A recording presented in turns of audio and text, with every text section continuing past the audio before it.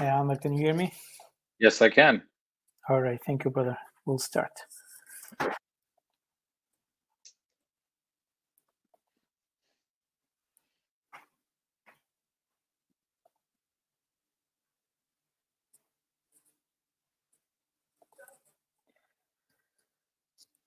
Ladies and gentlemen, welcome to We Are in This Together, fourth episode with our guest, Amer Zahr. Amer, welcome. Hello. Let me introduce you, although as far as our community, you are in no need for introduction. Amer Zahr is an Arab American comedian, speaker, writer, academic, and adjunct professor at University of Detroit Mercy School of Law. He draws on his experiences growing up as a child of Palestinian immigrant parents, performing and lecturing on topics like politics, society, Islam, growing up Arab, and more. Uh, Amer holds an MA in Middle East Studies and a law degree, both from the University of Michigan in Ann Arbor. He writes and speaks widely on political and social affairs and has appeared in radio and television, including ABC's Politically Incorrect with Bill Maher. Some of his writings have been featured in major publications, including Time Magazine and Al Jazeera, and recently a lot more than that. Amer has performed throughout North America and the Middle East, including shows in America and the various colleges internationally. There is a more detailed bio of Amer. You'll find it on his website, showing over here. Now, I want to say this. Amer actually, for me, is one of the unsung heroes and soldiers of this community.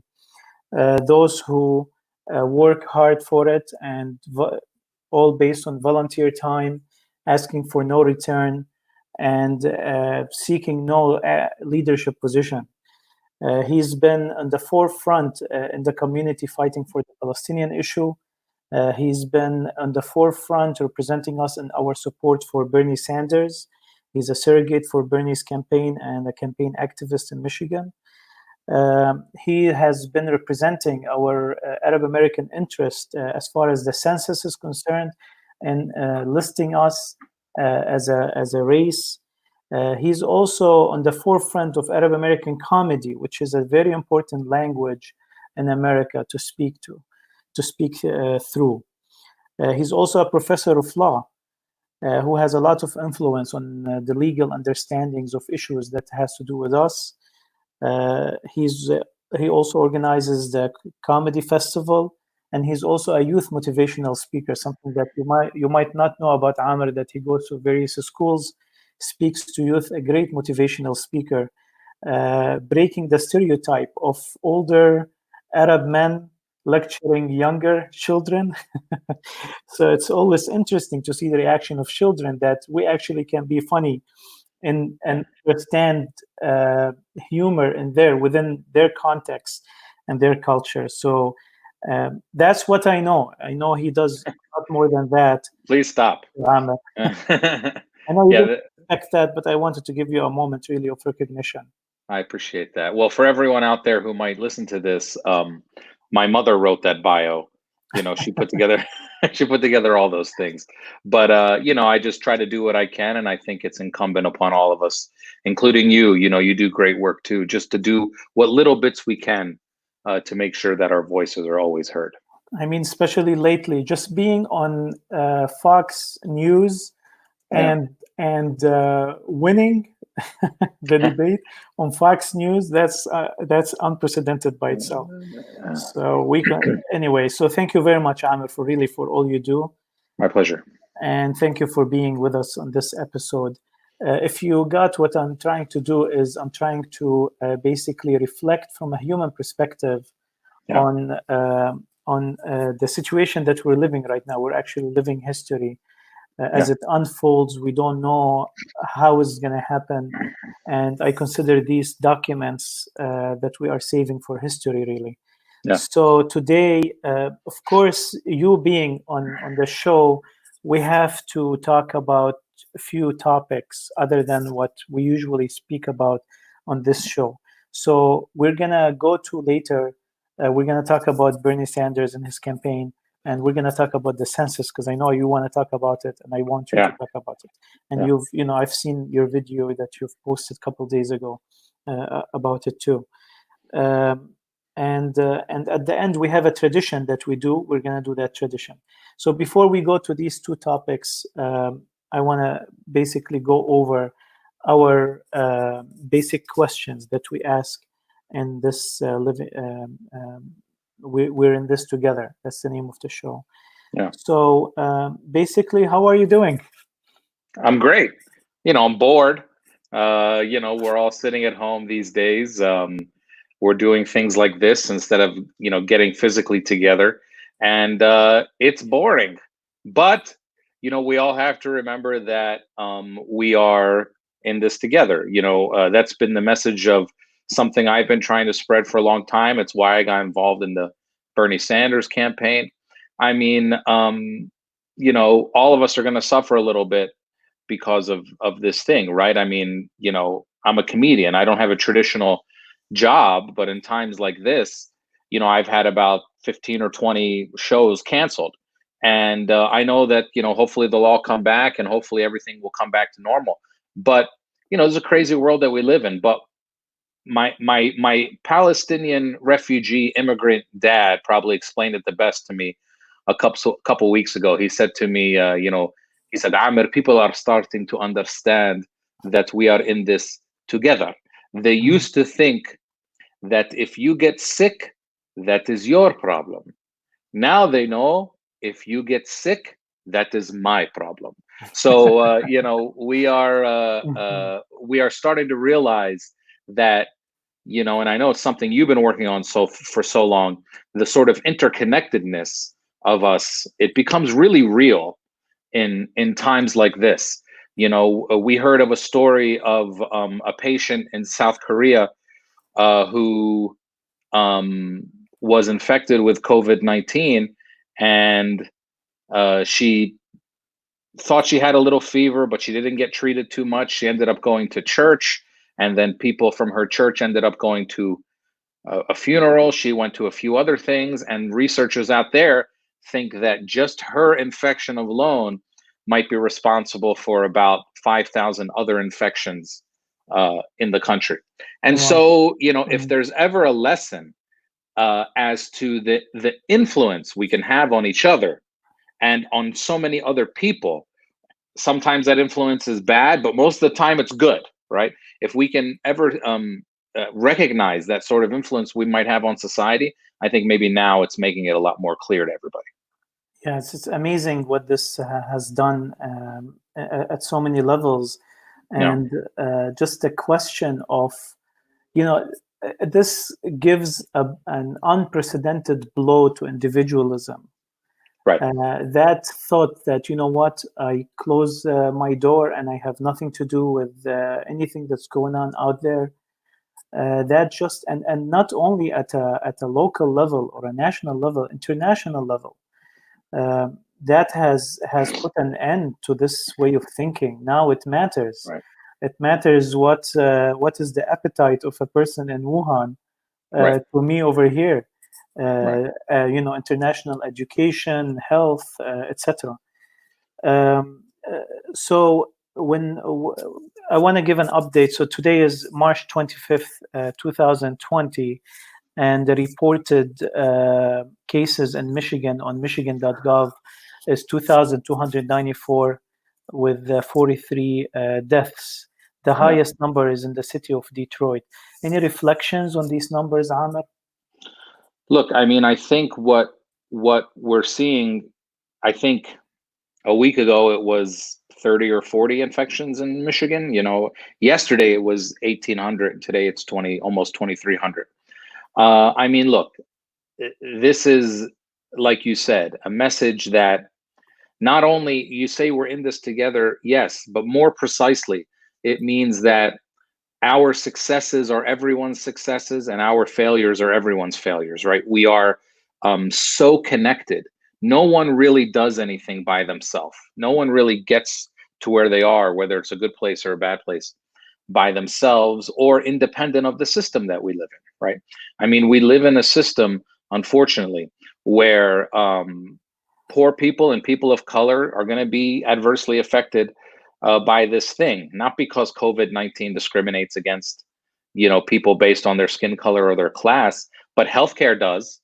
How you get treated by a doctor, or how you get treated by the government when you're of a non-white race or a lower economic class, those things we all know have a bearing on people's quality of life.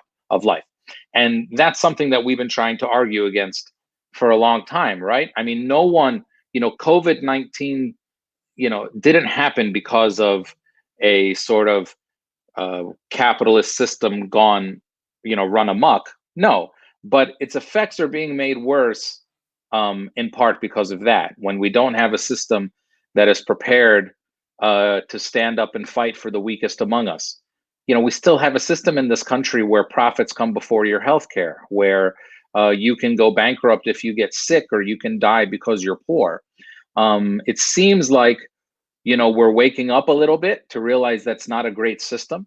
But the reason we're not as prepared for this is that, hey, if a hospital is a business, then they're not going to buy more beds than they think they need. They're not going to buy more ventilators than they think they need. They're not going to prepare for the worst. Think about another system that is run by the government, which is national defense. They never run out of tanks or weapons or aircraft carriers because they have major stockpiles prepared for the worst. Well, if we can do that for war, then we should be able to do it for health.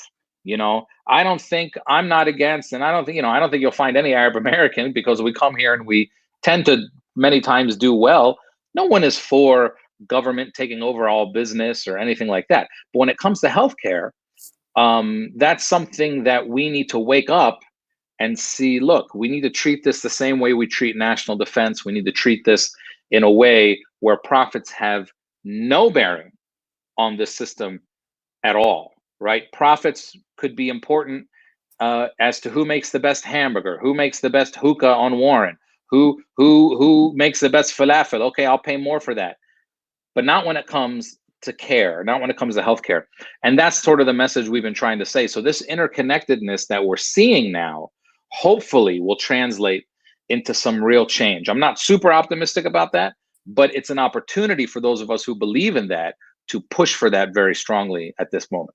And it's amazing how right away they said that those who are going to be treated for COVID-19, they don't have to worry about the medical bill, that no one's going to be turned bad.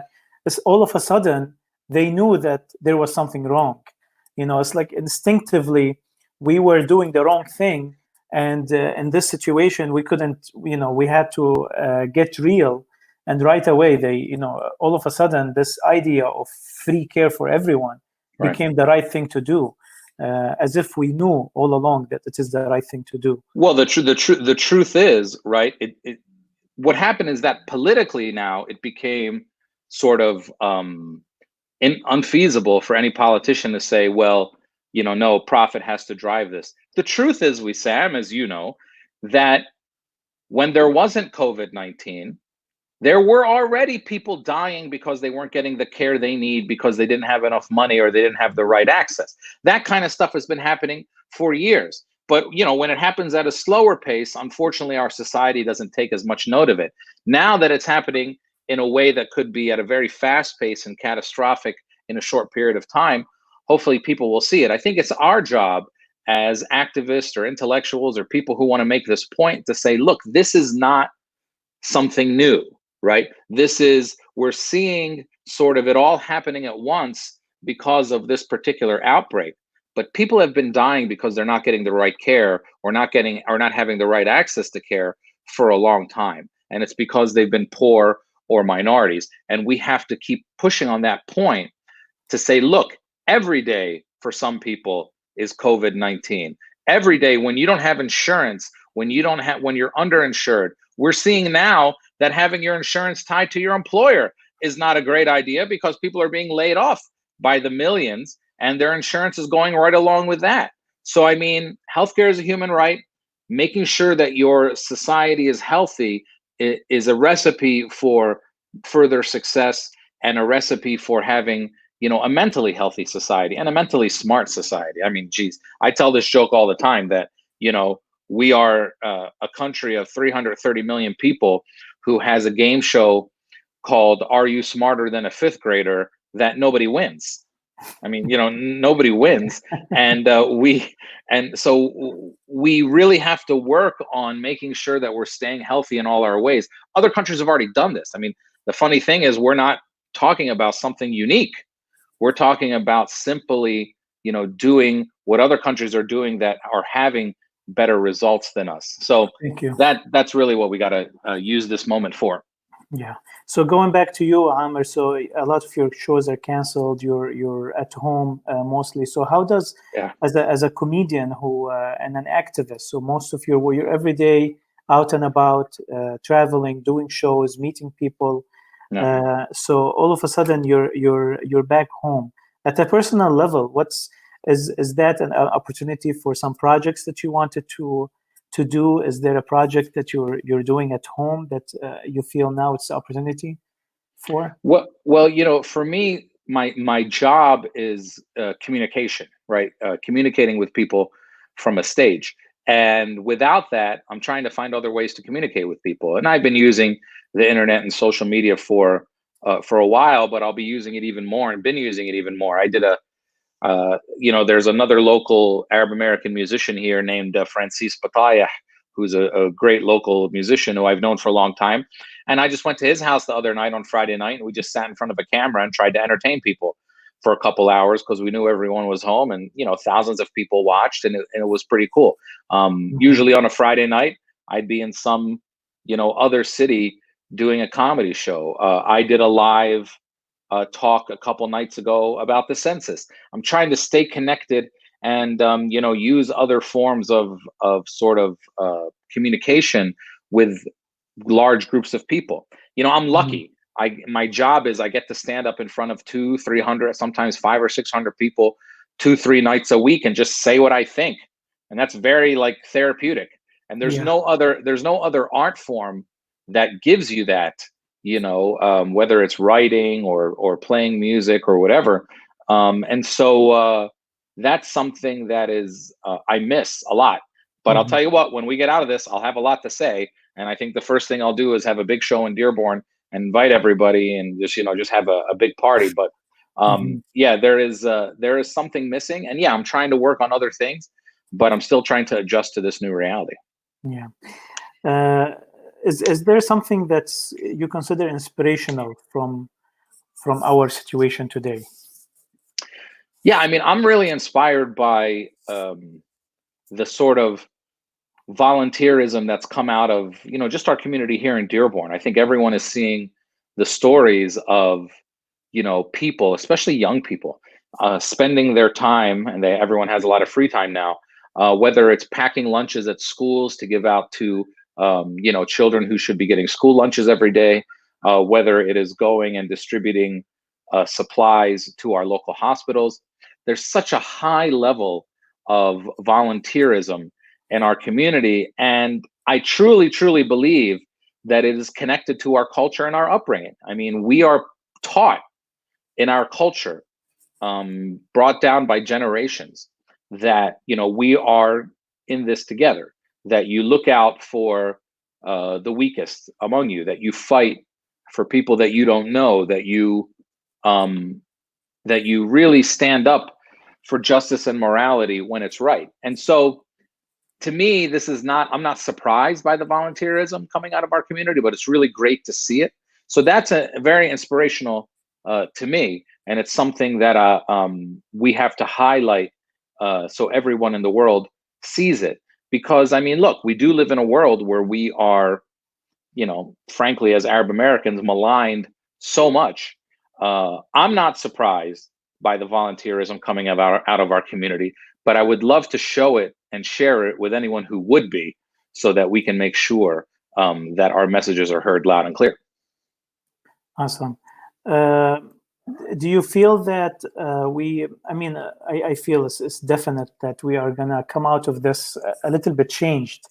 Yeah. What are some of the things you feel we're going to change the ways we're going to change after this? And what do you hope? How do you hope we will change?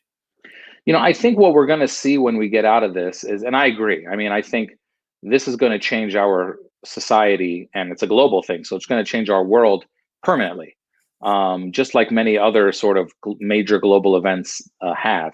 And I think the way that this is going to change things, and we're already seeing it, especially now, and I think it'll stay with us, is this a heightened consideration of others. And I hope that stays with us forever.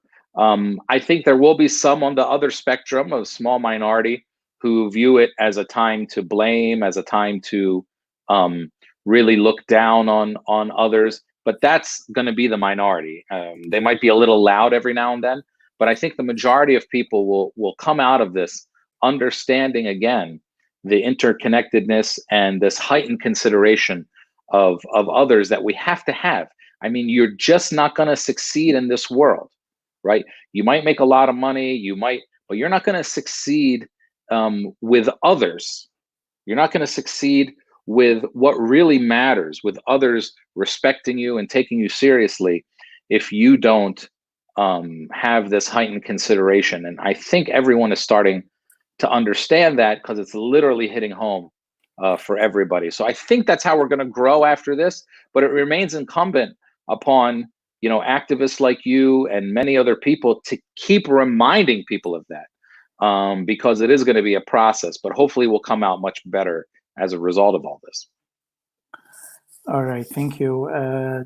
What's up with the toilet papers hoarding, Amer? What's I don't know. I mean, mathematically, I don't think this virus comes with any sort of like bowel diseases. So I think mathematically, theoretically, we should be using the same amount of toilet paper we used before. So the hoarding thing, look, somebody must have thought that, you're going to be stuck in your house forever and ever. Arabs don't have this problem. We have plumbing set up in most of our places that takes care of this. But against the ordinances of the cities. I don't care. I mean, it can be against I mean, the city might not like it, but many parts of my body like it. Yeah. And it is it was a lot of funny jokes out of our community came out of that. But look, I mean, people overreact. Not only you see toilet paper, you see hand sanitizer, you see everything. And the truth is, America, it's funny, because while the healthcare system suffers from a lack of basically supply, because demand is never high enough to have enough beds, and it takes a lot of time to build new beds and build new ventilators. Well, guess what? When the Dollar Tree runs out of toilet paper and hand sanitizer on Tuesday, the shelves are restocked by Wednesday. They have stuff the next day. Capitalism seems to be responding very well to the high demand of people for toilet paper and hand sanitizer. For some reason, it doesn't respond very well to the high demand of people who need healthcare. So, I think the first week people freaked out a little bit. Now you can basically find everything you need everywhere. But this is human nature, right? And a lot of this came from the unknown. This is a virus that people have never seen before. And they just started freaking out and not knowing what to do. So it became toilet paper. So, hopefully now, I mean, I guess people aren't going to be buying toilet paper for a long time. The toilet paper industry is going to have to wean down their production for a little while. Yeah. But I would encourage people to get that little, get that little hose in your bathroom. Trust me, it feels a lot better. Yeah, or the bidet thing that is sold on Amazon. It's always I think I tweeted first attempting to create a joke that dear Americans, if you walk into a bathroom and you find a bottle, please leave it there. That's right. It's a long story. Well, I went into a business on Warren Avenue about a couple months ago, actually, before this all started. And I won't say which business, but there's certain signs in businesses that in Dearborn that you only find in Dearborn. So one had a piece of paper on the bathroom door that said, "Please, no water bottles in the bathroom." Now, unless you know what that's about, it doesn't make any sense to you. You know, white Right. people walk in and they're like, "Wow, they don't let people drink water in the bathroom? That's crazy." But you know, it's something that there's also another sign at a place in Dearborn that says there's a big sign on the counter that says, "Please don't leave your children on the counter unattended." Yeah. Okay, which means there was, you know, some Arab mom putting her kid on the counter and then making her order, and then, you know, the kid fell off. Because listen, you know as well as I do, right? You don't put up a sign unless you have to. You know, Right, right. you only put up a sign because something happened. And so there were too many water bottles in that bathroom, and there were too many kids falling off counters. So they had to put up these signs. So you I've know, always thought Dearborn. I've always thought, you know, you can do a photo book about signs in Dearborn. Oh It's yeah. so funny.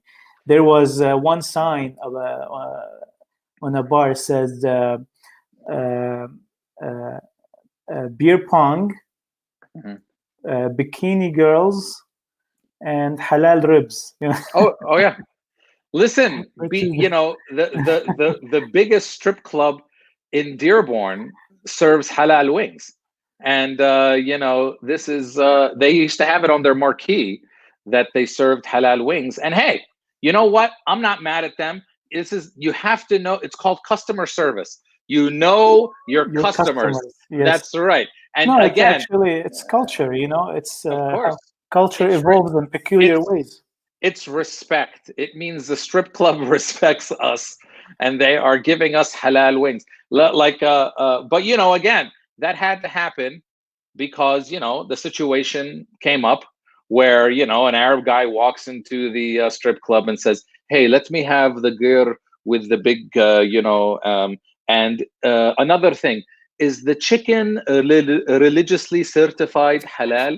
Because if it is not, I don't think I can really eat it. And also, let me get one Johnny Walker Black." You know, I Which mean, is that's what happened. it's probably a true story. Oh, that Uh, had to be what happened. The strip yeah, club owner of Dearborn does not on his own write halal wings on the marquee. That is from customer demand.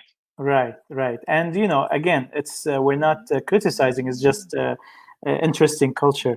Yeah, Uh, yeah, no, I think the funniest sign I've seen is in one of the restaurants in the South End, where it's a paper handwritten yeah. stuck on the wall, says the restaurant is only for food. I'm not gonna do it with your accent, but the restaurant is only for food, no politics.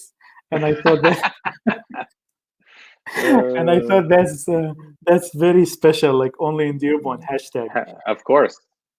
Amr, because we you know we have a maximum of half an hour left, and we want Yeah, to get to two important subjects that you were very personally involved in. yeah, I want to get to the Bernie Sanders campaign. yeah. Now, uh, what happened there? I mean, we had. I really, you know, I had the same shock of him losing Tuesday. What is it called? Super Tuesday. Super Tuesday. The same shock I had when Trump won in 2016. Yeah. So I wasn't expecting that. What happened? Well, look, I mean, as we saw, it's a lesson in class solidarity, right? What we saw on the Saturday before Super Tuesday when Joe Biden won South Carolina, the uh, let's call it moderate sort of establishment corporate wing of the Democratic Party, that class coalesced immediately. Pete Buttigieg dropped out, Amy Klobuchar dropped out. They all immediately endorsed Joe Biden. The day after Super Tuesday, Mike Bloomberg, the morning after, dropped out and endorsed Joe Biden. This sort of class solidarity among the elite was something that we saw. And look, there's a lot of people out there that are sort of fooled by these arguments. You know, they think, well, hey, because the establishment is getting behind somebody, it must mean that they're good. And Bernie went from, you know, being first among many to having being ganged up on, you know, 5, 6 on one. And then Elizabeth Warren left the race after Super Tuesday and decided that she didn't want to endorse the candidate that she was most ideologically aligned with. And that's another lesson in class solidarity. She's choosing which class she wants to be in for her own future. Unfortunately, I think that's what happened. And so we see Bernie still left alone and still doing, pretty well under such circumstances. I mean, the Democratic Party is coalescing around Joe Biden this year way more than they coalesced around Hillary Clinton in 2016. Remember, in 2016, it was really just Hillary and Bernie from the beginning. This time around, you had, started out with 20 candidates, and then you ended up with 5 or 6 serious candidates going into Super Tuesday, who all had lots of resources, lots of staff, lots of followers, and within 24 hours, basically, they all coalesced behind the corporate establishment candidate.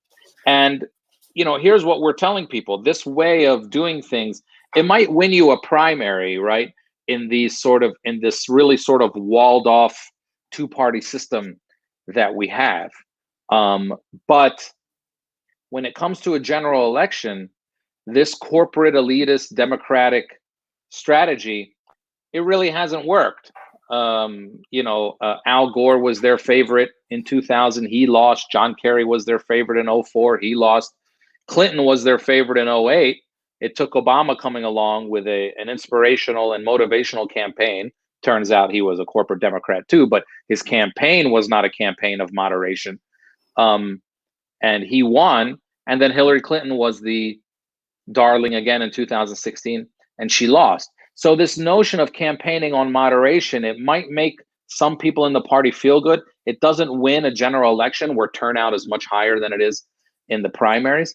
A lot of these primaries are closed primaries where you had to be registered Democrats, and Bernie has never been a registered Democrat other than for the primary process.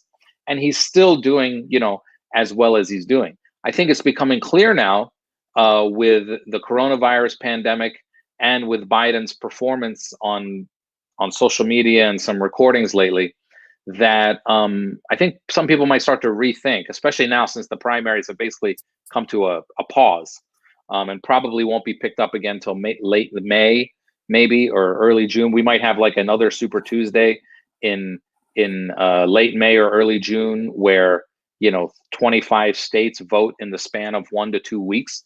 And that is, we might live in a totally different world by then politically than we live now. But Bernie Sanders is not dropping out. We saw the effects of that corporate class coalescing together. But I think many more people are going to start to make their voices heard. And I think there's a chance for things to turn around. Look, the good thing about Bernie Sanders is he doesn't conduct his campaign thinking about what's going to happen to me. What is my political future? Is it best for my political future to drop out? He doesn't think like that. He thinks in terms of his ideology and the people that he is representing. And the truth is, at the end of the day, he still has more donors than any other campaign. He still has more grassroots than any other campaign. And we have to work hard to make sure our messages are heard and get through to everybody. And hopefully that ends up with Bernie being the nominee. But the truth is, he still has chance. Of course. Look, the way the math works and the system works from the screen that you have, that 1215 number for Biden has to get to 1991. And there's still, I think, 25 or 26 contests left. So is Biden have a lead, a big lead? Sure. It's not insurmountable, especially given the very volatile political environment that we live in, the volatile economic environment that we live in. Basically, every policy that Bernie has been advocating is now becoming the talking point of every politician in this crisis. How much better would it be if we just lived in that world all the time? We'd be more prepared for things like this. And so, this is, I think this is going to be a very clear message. Now, again, the corporate elite class of the Democratic Party has decided they want it to be over. Bernie has said, there's supposed to be a Democratic debate in April. Bernie has said he would like to go to that debate and debate Joe Biden again. Biden today was quoted as saying he doesn't want to debate anymore. He doesn't think there should be any more debates. He thinks this thing is over, even though, again, he's far away from the threshold needed to win. And so I think we're going to see a lot of political back and forth as this thing goes on. But yes, there is still a chance, of course. So a question for you. So from the donations, we know that he surpasses anyone in the number of donations. Yeah. In the number of contributors, to his campaign. Yeah. As far as those who are under the age of 29, he has a landslide win over that age bracket.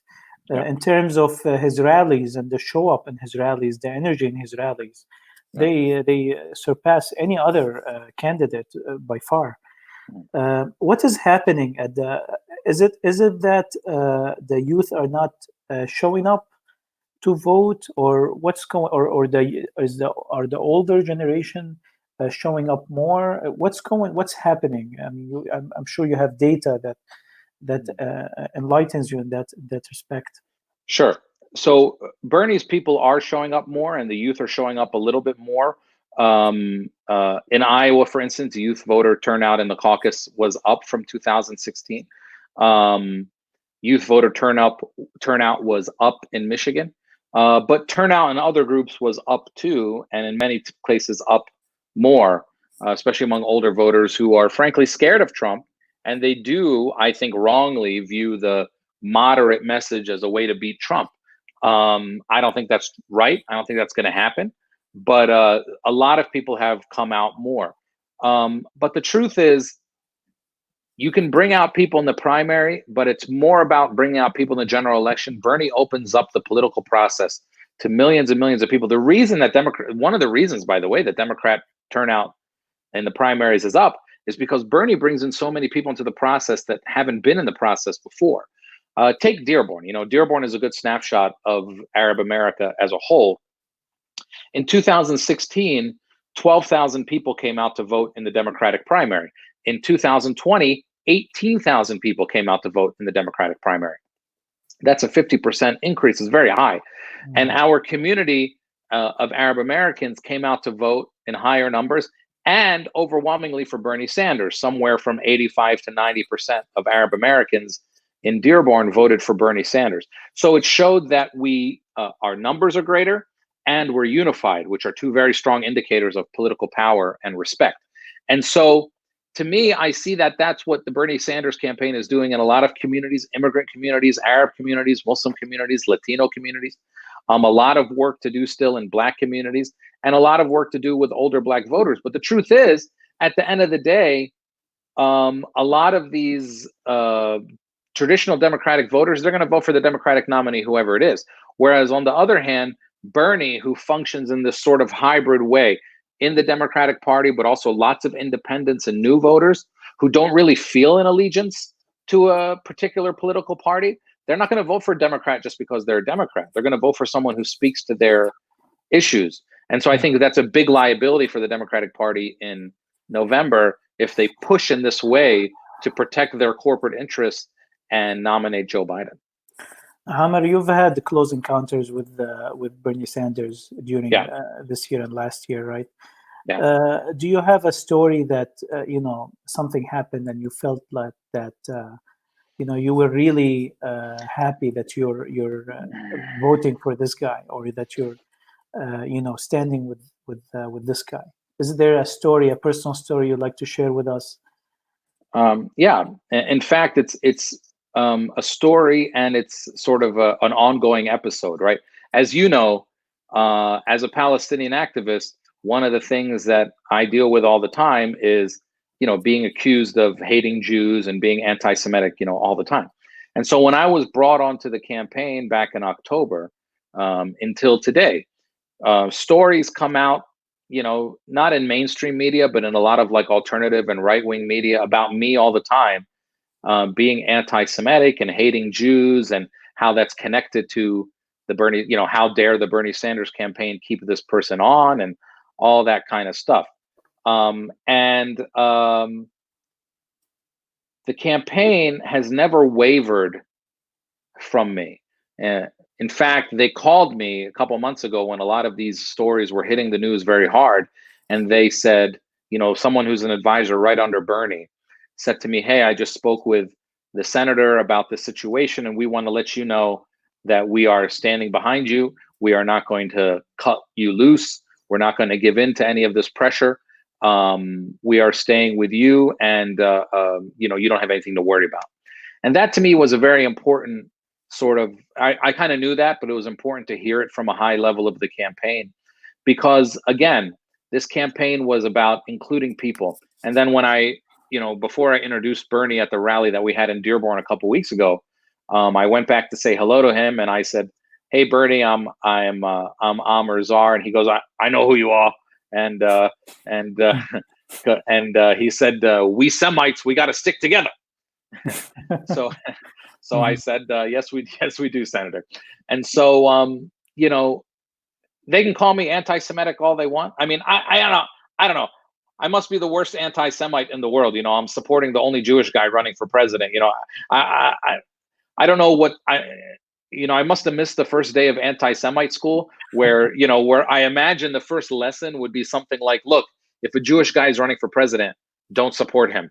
But, this sort of right-wing attacks, usually Arab Americans, Palestinian Americans, Muslim Americans, were usually toxic to any politician, and especially a presidential campaign. But when this campaign has said to me very clearly, hey, despite the attacks we hear, despite the strength of the pro-Israel lobby, we stand with you. We stand with your message and stand with your community. That's a very, very strong, inspiring message from a campaign who might gain more, possibly, or might think that they gain more by cutting me loose. And it's happened to many people in our community before. This campaign did the exact opposite. So that's a storyline, that has stuck with me throughout this campaign. Yeah, and that dichotomy is amazingly represented, especially in your article that you wrote for Haaretz. Yeah, we Arab Americans and Muslims are voting for Bernie because he's Jewish. Yeah. What were the the vibrations, the echo of this article? Tell us a little bit more, because was this your first time writing for Haaretz? Yes, the first time I wrote for Haaretz, and they reached out to me. The opinion editor reached out to me, asked me to write something in this vein when I had said a couple things like that on social media, and I'm also fairly well known for good reasons or bad reasons in Israeli media and Israeli society. I hold a Israeli passport as a Palestinian who is from Nazareth, الداخل أو أراضي 48, or Israel proper. And so when they reached out to me, I said, I'm going to write, I'll write it, but you can't edit it. And they said, no problem.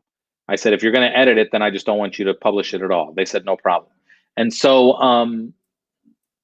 my point here is, again, to point out the ridiculousness, and it's been happening since 2016. And I said it in my speech when I introduced Bernie the other day, which is, when you ask an Arab American or a Palestinian American, please explain to me how you're supporting the Jewish guy, that's an inherently very racist question, right? It assumes that we are raised or genetically predisposed with some sort of hatred for Jews. And in fact, there's probably no group of people, and you know this better than anyone, Wissam, who differentiates between what the Israeli state does and Jewish people. No one differentiates between those two things or compartmentalizes those two things more than Arabs and Palestinians, who have been dealing with this question for decades. We know that they're not the same thing. We know. In fact, it's the Israeli society and Israeli government that tells us that they're the same thing, not us. And we try to say, no, we make this differentiation. And so the fact that Bernie Sanders is Jewish is not something we take into account, other than maybe, as I said in my article, other than in a positive way. When he talks about his coming from an immigrant father, that's something that we all connect with, right? That's something that a lot of older Jewish people have as their story. When he talks about coming from a tradition of suffering, through the Holocaust. That's something that people connect with. Not that the Holocaust is the same thing as anything else, but this notion of coming from war and war-torn places and suffering and being refugees, something that we all connect with through our family stories. And yes, he talks about Palestine in a fundamentally different way, and can talk about Palestine in a fundamentally different way because he's Jewish. And so, yes, when I say we supported him because he's Jewish, that's what I mean. His identity lends itself, and he's talked about his identity lending itself to this notion of seeing that we're all in this together, and this notion of collectivism, but also his immigrant upbringing, also coming from a tradition of suffering, also being to talk about Palestine in a more principled way. All those things attract us to his campaign, along with the messages of his campaign. That was something that we've dealt with this question forever, and I use that article as a way to sort of like, flesh out, this sort of thing that we go through all the time to the readers. And Thank you. it was one of their most shared articles, I think, of the year.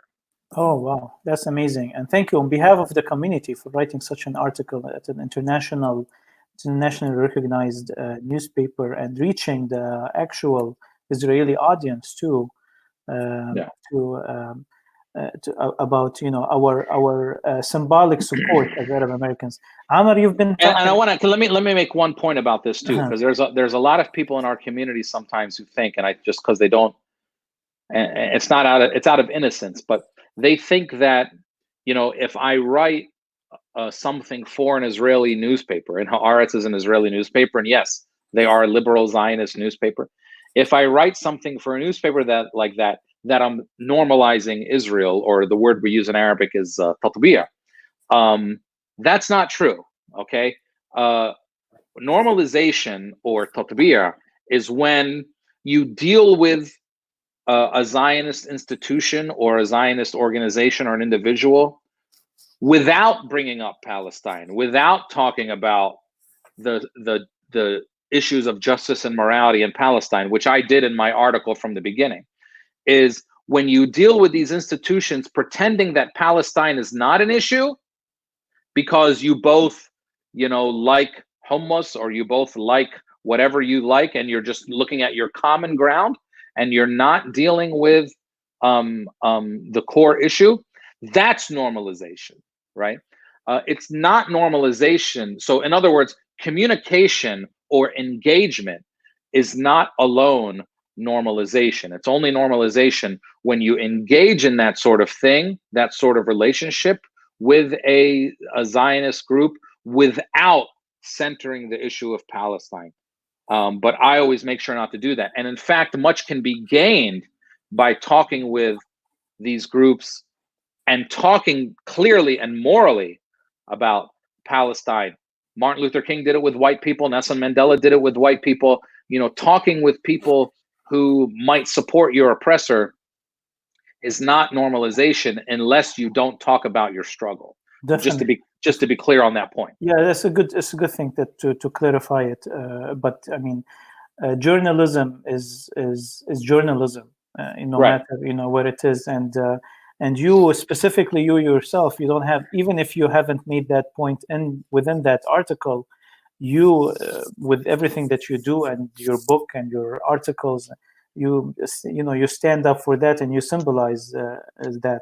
Also, Haaretz itself is a very liberal Yes. a newspaper that in many cases it stands actually with it stands unbiased in so many cases, really. Yeah. To say the truth. We are running out of time, but we have to go to the census. I mean, you've said enough about the census on your website. You've been actually in the forefront of that. I'm gonna share here your Facebook page of the documentary that you've created a few years ago, right? Yeah. We Are Not White, and then you made recently a statement and a video, very effective videos, Amer, that you're making. And we've talked about this.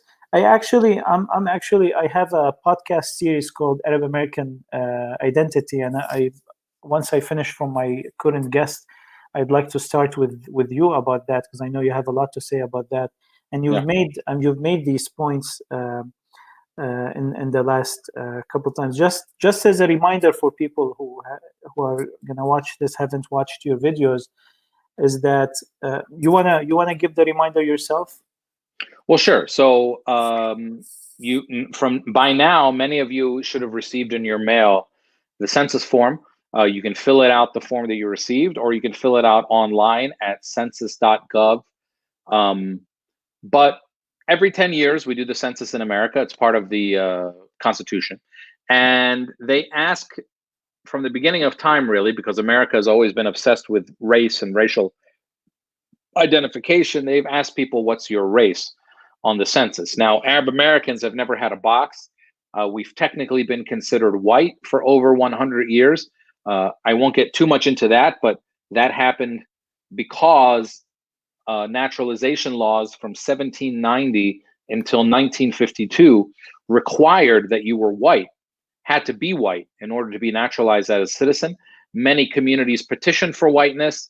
Most of them lost. We happened to win, mainly because those early Arab immigrants that were coming were from the Bilad al-Sham, or Greater Syria, so they didn't look too dark, and they were all Christian. So they were granted whiteness at that time. But anyway, it's been a misidentification for years. So now the 2020 census is different for the first time, in which, whereas in the past, even if you wrote other and you wrote in Arab, or you wrote in, Palestinian or Lebanese or whatever, they would simply throw you into whiteness, and that identification that you made wouldn't come along with you in the statistics.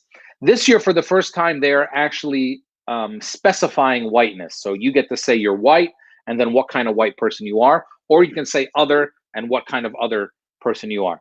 And no matter what you write, as long as it's something that falls under the umbrella of Middle East or North Africa, they will reclassify you as white, even if you write other. But for the first time, they're going to take whatever identification you wrote and count that. So in other words, if at the end of the day, I have 5 people who check white and write Palestinian, and 5 people who check other and write Palestinian, the census will tell me that there were 10 white people who checked Palestinian. Before, they would just tell me that there was 10 white people, and I wouldn't know who they were. But now they're going to tell me there's 10 white people who checked Palestinian. So I'm still going to get that number.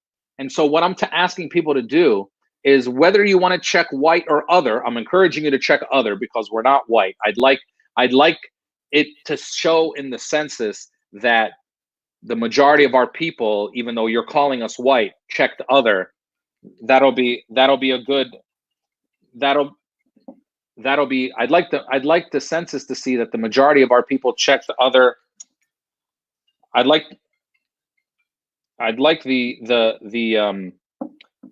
sorry, I got a phone call for a second. I'd like the census to see that the majority of our people checked other, so that'll give us a better case to get a box next time around. So Yes. that would be very important to me.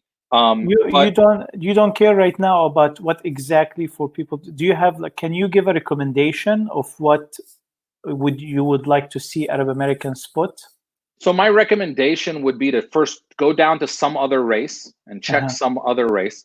And then look, I don't want to tell people what their identity is. Put whatever you want. The truth is, race is such a socially constructed, fluid idea that anything is a race, right? So if you want to write, I know you advocate for people to write Arab. I think that's great. I'm going to write Palestinian. If some people want to write Lebanese, they want to write Egyptian. If they want to write Coptic or Chaldean, the only term I really don't like is Middle Eastern, because it's colonial and it's not what we call ourselves. Right. But if somebody wants to write Ramallawi, if they want to write Birawi, if they want to write from Tibnin, whatever, you identify how you identify. And in a perfect world, there would be a box that said, Arab, please specify. That would be the perfect world. And that's where I hope that we can get to in the 2030 census, where there's a box, just like there's a Hispanic box, just like there's an Asian box, there should be an Arab box. And then from there, you can specify what kind of Arab you are. Because look, yes, I believe in pan-Arabism. We're all connected because of our culture and our ethnicity and our linguistics and all that kind of stuff. The truth is, we have that greater connection, but we also have sort of particular cultures inside of that and particular politics inside of that. So I'm very connected to a Moroccan in many ways, but there's many ways that their desires and politics and needs in a community might be different than mine. So that while it's important to know as a greater number how many Arabs there are in the country according to the census, it's also important to know, according to the census, how many Moroccans there are and how many Lebanese there are and how many Palestinians there are. So I would encourage people to write in their country, because I know when you write in your country, you're identifying as an Arab. But when you write in your country, I get the double sort of data. So if you write Lebanese, it lets me know at the end of the day when I'm counting, when I'm getting all the data from the census that I'll get in 2021, it'll let me, okay. Right, it'll let me know that, yes, you're an Arab. I'm going to put you under the Arab umbrella when I'm counting all these people. But it also lets me know, okay, you're a Lebanese person in Michigan. Now I know how many Arabs there are in Michigan, and I know among the Arabs how many Lebanese there are in Michigan. Well, from a data perspective, I'm with you 100%. That's an excellent idea. But again, the issue that not that you're having, but the reason a lot of people might write Arab is because we're being misidentified on the census. We should have our own box that says Arab. Like if there was a box that said, "Are you Arab?" and tell me what kind of Arab you are, then you don't need to write Arab in the box because you're already under an Arab umbrella, and you can write Lebanese or Moroccan or Sudani or Kuwait or whatever, and then the numbers would be much clearer. But we're running into the problem we run into because we don't have the right classification the way it should be, the way everyone else does. Yeah, it's a good point, Amer, that it is from a data perspective, it's good to also know data of Arab Americans from which countries they're at.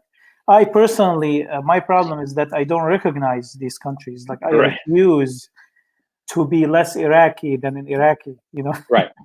And I understand all that. You know, at the same time, we live in a real world where colonial, and I get it. I'm anti-colonialism and all that kind of stuff. But you know, colonialism is why I call myself a Palestinian, and why my land under those specific borders was taken from me. And those specific borders mean something to me because of a suffering that I existed under the hands of colonialism that wrote those borders. So yes, we can reject them and sort of recognize their significance in our lives at the same time. Right. And you know, for more on that, you can refer back to the book Palestinian Identity by Rashid Al-Khalidi, right? Yes, of course. He's the master on this. Yeah, we all learn from him. So and the talk about identity and race is really needs a separate thing. But thank you for that message. Is very important for us to propagate. I worked in the Department of Treasury in the census, the last census, 2010, the one before it, the year 2000. 2000. Yeah. I worked in that census, and as I worked, I couldn't give recommendation. I had to, you know, but I. Oh, you mean like you went door to door? Yes. Yeah. And I just had to tell them what do you think you are? What's your race? And inside of me, I celebrated every time they said Arab, you know, but I couldn't. Yeah, but see, unfortunately, you know, back then, if they checked, so that there was no white please specify. Right, I didn't know that. It didn't matter. And that's right. So if they write some other race and they write Arab, it's nice that they did that, but it didn't get counted. They didn't keep data of that. It's ridiculous. I mean, maybe they did internally, but it's not in any of their published data. Whereas now, for the first time, it will be. And you know, the irony of this is that Trump did this white please specify thing because he wants white people to be prouder of their origin. It's really sort of like a white nationalistic thing. Never have we cared about whether somebody is like Polish or Hungarian or Italian or Irish too much in the census. Right. Now you're gonna get numbers back for the first time ever of how many people identify as Italian, how many people identify as Irish, how many people identify as Hungarian or German or whatever. They didn't give us our own box, because also if you give us our own box, it lessens the overall number of white people, which a lot of white people are freaking out about, because they know the brownification of America is happening, and white people are becoming less and less percentage wise. So it's really interesting, but we have to at least take advantage of the tools that we have now to use. So my recommendation would be, check some other race and write in your country. That would be my recommendation to everybody. Okay. Thank you, Amer. And we are getting to the end of the episode, and I have a few questions for you that are a tradition in this time of quarantine, which are, can you tell us what is a book that you've read lastly, and what is a book that you recommend for people to read? So there's two books. One of them is called Zealot by Reza Aslan. Reza Aslan is an American religious scholar. Zealot is this great book about, it's basically a sort of like a secular biography of Jesus. Really, really, really great book, written in a great storytelling type way. So I would recommend people read that. The other book is, I want to make sure I get the right title of it, but it's by somebody called Leslie Hazelton, and she wrote a book called After the Prophet. It tells in a great storytelling way. It's called After the Prophet, a great storytelling way of the history of the sort of initial and the origins of the break between that led us to the Sunni Shia break that we have historically. I love books that tell history in a storytelling way. I'm not a big reader of novels. I'm a big reader of history, and those two books are books that I've read before, and I'm rereading them now. And then any book by Edward Said, everyone should read. Everyone should read Orientalism just to understand the way the world operates. And you only need to read the first chapter, which is like 50 or 60 pages. You don't need to read the whole rest of the book, although you should. But everyone should read Orientalism. Take this time to read it again. But I dive into books about political thought and history. It's a little bit of a heavy read, but it's definitely one of the most important books for Arab Americans. Yes, Orientalism is a heavy read. Edward Said always wrote in a little flowery language, but he read the first chapter and you'll be fine. Song. I know that's a weird question these days. Well, I love Arabic music, but you can, because you can expose us to something that maybe we don't know, or. Well, I know I'm going to go back and re-listen to an Kulthum song called Hasibek Liz-Zaman, definitely about Corona. This thing has been killing me. But I try to listen to a little Arabic music every day. I always say, if you Fairuz should make you smile, Abdul Halim should make you cry, and Kulthum should make you angry. And if those three emotions are happening to you, then you're listening to them right. I mean, you're not gonna cry at a Fairuz song. They're just not that emotional. They're a little more happy. They're never angry. You don't smile at an Abdul Halim song. Every one of his songs is so sad. Serious. And just so sad. I mean, I don't know. You can't leave Abdul Halim song in a good mood. It's just so sad. And then Kulthum, she doesn't she makes you smile, but in kind of like an evil smile kind of way. And she doesn't make you sad other than the kind of sadness you have right before you get very angry. So Kulthum is more about, angry love. Abdul Halim is sad love. Fairuz is happy love. Interesting So perspective. I mean, I would encourage people Abdul to. Halim himself, he hated one of his songs, one of the most famous songs, Qari'atul Finjan, uh, written by Nizar Qabbani. Yeah. He himself felt that it's too sad even for him, Well, and it's funny. It's funny because it was one of the last songs he sang in his life, It is, and and it might one be of the the song, greatest. and it might be the song that best describes his life. So maybe he was sort of projecting his anger against that song because it was so descriptive of who he was. But I One mean, of the greatest. there is just no happy Abdul Halim song. I mean, just not even one. I mean, even the happy ones are just not that happy. But I think, maybe the ISIS guys aren't that bad. They just have been listening to too much Abdul Halim music, and then they go out and they overreact. I wish that was their problem. Yeah. What is it? Is there a podcast that you listen to? I like listening to. I'm so typical. I love anything that's like a true crime podcast. I like listening to. I also just religiously listen to like Car Talk and some of these cheesy NPR shows. But anything that's like a true crime podcast, I listen to. There was a podcast about the death of Marilyn Monroe. I listened to that. It was like a 10-hour podcast. I listened to that. I've listened to the Serial podcast. Anything that's about true crime and especially injustice in the crime system, I love listening to those kinds of podcasts.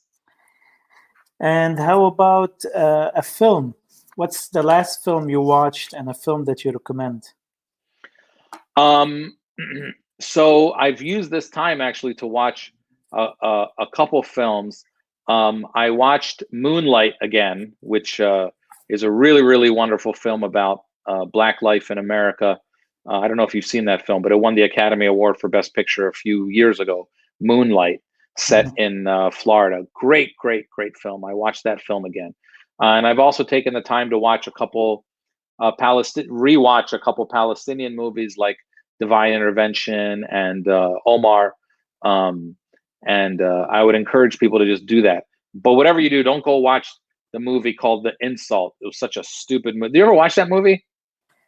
The Insult sounds familiar, but the one by a Lebanese director a couple years ago. Oh named yeah, Ziad oh yeah, oh Goueri. yeah, yeah, yeah. It wasn't really. It was. People have been, I hated that movie. Yeah, I didn't. It was good. It was good production and direction, but the storyline. It was silly. Was weird. It's not unrepresentative. Yeah. And we have a habit, Amer, in each episode that you add a question, you ask a question that we added to the list of questions that we ask. I'm going to ask you the question of Hadi Al-Dibba. His question was, what was the last epiphany or aha moment that you had?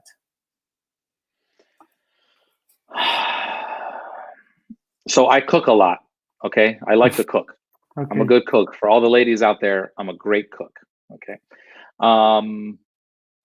The epiphany I had, and it was not very recently, but in the last 3 years, is that, and Wissam, I hope that your Lebanese ears can handle this, that hummus with garlic is not hummus. No garlic in hummus. Hummus is ruined by garlic. Yes, it does not belong. Where I want my wife to hear that. No. Hummus is very clear. It is hummus, tahini, lemon juice, and salt. Hallelujah. And that's it. You can add a little bit of the stock from the hummus when you cook it. If you need to make it a little thinner, that's fine. But garlic does not belong. It is an abomination. It does not belong in hummus. It belongs in a lot of Arabic food. Falafel, shawarma, but not hummus. How did it creep into our hummus?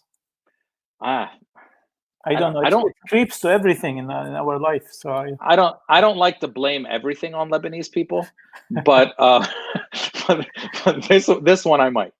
who's your best? I mean, we're not advertising anyone, but who's your best hummus in Dearborn? The best hummus in Dearborn is actually at Biblos Banquet Hall. They make the best hummus, and trust me, I'm a connoisseur. I've tasted all the food in Dearborn, Yeah, and they make the best hummus. The one thing that has still not been made right in Dearborn falafel. is falafel. Yeah, there is no good falafel. They just don't know. I don't know what it is, but let me be clear again, okay? There is no fool in falafel. Falafel is chickpeas only. Also, when you open a falafel, listen to me, all you restaurant people in here. When you open a falafel, it's not supposed to be yellow. It's supposed to be green Green. because there's supposed to be a lot of parsley in there. That's what makes falafel falafel, that parsley herbaceous thing. Please learn how to make Isn't falafel. I'm that going to have to crazy? open up a. We're the capital of Arab America in America, and we don't have a good falafel. I mean, I think the best, as far as I'm concerned, is Habib's falafel. Yeah, I've never had his falafel. I mean, San Francisco, New York, you'll get good falafel in some places there. That's correct, because the people making falafel there are people that we call Palestinians. And the people making falafel here, I just don't know. It's supposed to be green. That's all you need to know. It's supposed to be green. That's all. Okay. We'll leave it at that. Okay. Before it turns into Kulthum song. That's right. And the question asked by Dr. Adnan Jaber was, how are we not going to forget about what we've learned in this crisis? Like, when we come out, we know that there are things, like, for example, the appreciation of family, appreciation of seeing each other, appreciation of having a shawarma sandwich and Hamido. That's right. We're gonna come out of it, and this appreciation for the simple things in life, we're gonna go wherever we appreciate right now, or lessons we've learned. How do we not lose them after this crisis is long forgotten? I actually, I'm not too worried about that, right? Because I think when things get taken away from you so abruptly, it's only when things get taken away from you slowly that you don't notice how important they are. When they get taken away from you abruptly, hopefully you notice a lot more. Think about after 9/11. After 9/11, our whole world changed in terms of like security. So, I remember in my 20s, my early 20s, when we flew before 9/11, you just showed up at the airport with a ticket. You didn't need your ID. You didn't need, as long as you had a ticket with a name on it, you went to the airport, you went through this small kind of crappy metal detector. And 9/11 changed all those things. Now, a lot of those things will say changed for the worse, more profiling. Yes, all those things happen too. But my point is, it changed the culture fundamentally. I think that this thing is going to do that too. And hopefully much more of it will come out positive, because there is no real enemy right here, right? And the enemy here is Mother Nature or biology or whatever. It's not a group of people. And so hopefully I think we're going to come out of this with much more connectedness and much more appreciation of these small things. But again, it remains incumbent upon activists like you and me and others to keep reminding people about the importance of these things when this is all over. Thank you, Amer. By the way, Lu'ay Sha'ar, he says House of Falafel in Farmington, and you are welcome. I mean, I'll go there and visit, but we live in Dearborn. I mean, I shouldn't have to drive to Farmington to get a falafel. Although I will now. I'll go, but I shouldn't have to go there. I mean, it's probably cheaper for me to just open a falafel shop in Dearborn. So I think I'm going to open it. Yeah, I will. And I would like to be your first customer. Yes, sir. And do hummus without garlic at once. Of course. Also. No, I'm gonna name it after my dad. I'm probably gonna call it Abu Layla after my dad. And it'll just be like, like the places back home where you walk in, they just give you a bowl of hummus and you sit down and you eat it. A couple habtain falafel, and that's it. That's your meal. We don't need to go into all this fanciness. You have 2-3 things on the menu and that's it. Right. One thing, by the way, so there's something that that also ticks me off about Lebanese. I'm Lebanese myself, but they don't like the Nabulsi knafa, the knafa Nabulsi, and they like their own knafa thing. And I try to explain that all the Arab from Morocco to Iraq, they like the knafa Nabulsi. That's the knafa. When people talk about knafa, that's the knafa they're talking about. That's right. Except the Lebanese, they have their own thing. So when I talk about knafa, they always assume it's the Lebanese knafa, and I say no, it's the other knafa. Anyway. This what do we call it? Libano-centric view of the world. I'll tell you a funny story. A long time ago, I was at a friend's house, a Lebanese friend's house in Dearborn, and she had a couple of her cousins over from Lebanon. And before dinner, we were talking. I was telling jokes, all that kind of stuff. And then I heard one of them talking on the phone to her mom. And she was talking on the phone to her mom, and she said, احنا مبسوطين نحن مبسوطين وفي واحد هون اسمه عامر بيضحك كتير وفلسطيني بس مرتب. So I mean, there's already this it's always bad. It's always but. If he's not Lebanese, that's always right. a but. Always a Falastini بس مرتب.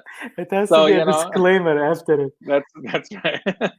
You know what I don't get, but I don't have time to talk about this, is when you're picking the keyboards on Microsoft, why is there like an Algerian keyboard? And what's the difference between an Algerian keyboard and an Egyptian keyboard? But anyway, that's a different topic.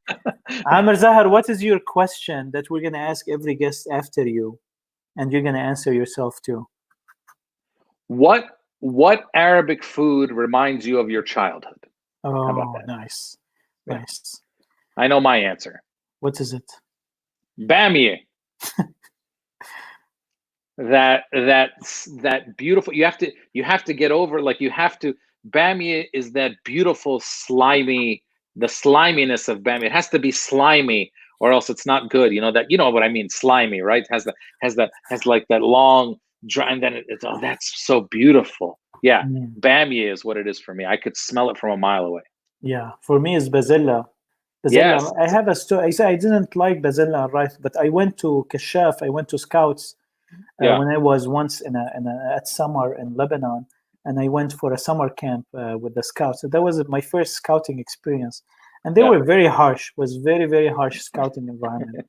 That on the first day I started wanting to leave, and when we went to lunch for the first day, they put ruz and bazilla for everyone, rice and peas, right?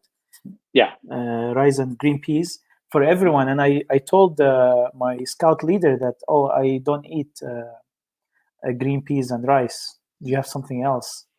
And he said, you don't eat green peas and rice? Okay. Right. And he put me like 3 plates. And he said, you're not leaving until all of it is eaten. So I started eating and crying. And then I kept crying until they took me out and they took me back home. But I started liking rice and peas since then, and it's one of my favorite food. It's delicious. Amer Zahr, thank you very much for your time and for being with us tonight. We are in this together. We hope to come out of it and we can sit face to face. And for our listeners and followers, thank you very much. This episode will be posted on YouTube, dearbornblog.com, and also it will be podcasted on Dearborn Blog Podcast. Thank you, Amer, again. Okay, إلى اللقاء. Bye-bye.